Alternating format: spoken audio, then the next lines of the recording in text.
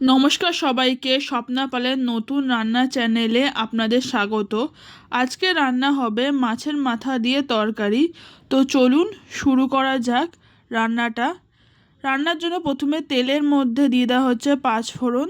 আর যেহেতু মাছের মাথা দিয়ে তরকারি হবে, তো তরকারির জন্য বিভিন্ন রকম সবজি দেওয়া হচ্ছে। সবজির মধ্যে আছে আলু, টমেটো, বেগুন, থোড়, শিম, এগুলো সব দিয়ে তারপরে দেওয়া হচ্ছে হলুদ।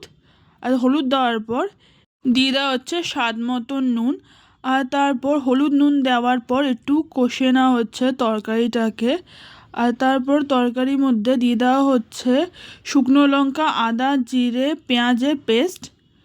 তারপরে এই মশলাগুলো দিয়ে দিতে হবে। মশলাতে আছে শুকনো লঙ্কা, কাশ্মীরি লঙ্কা, গরম মশলা, ধনে গুঁড়ো আর শেষে জিরে গুঁড়ো।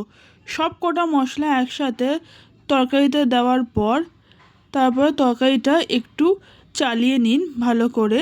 তারপর তরকারিটার মধ্যে পরিমাণ মতন 1 কাপ জল দিয়ে দিন। আর তারপর দিয়ে দিন মাছের মাথাটা।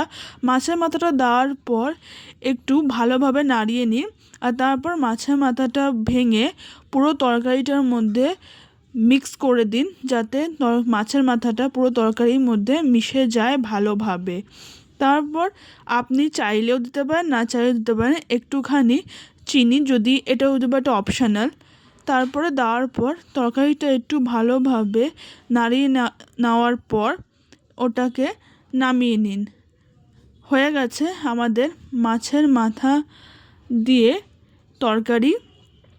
কেমন লাগলো মাছের মাথা দিয়ে তরকারির এই রেসিপি, সেটা কমেন্ট সেকশানে জানাবেন। আজকের ভিডিওটা এখানেই শেষ করছি। খুব জলদি ফিরে আসবো আবার একটা নতুন রেসিপি নিয়ে। যদি রেসিপিটা ভালো লেগে থাকে তাহলে ভিডিওতে লাইক করে দেবেন, আর চ্যানেলটা প্লিজ সাবস্ক্রাইব করে দেবেন। Bye bye.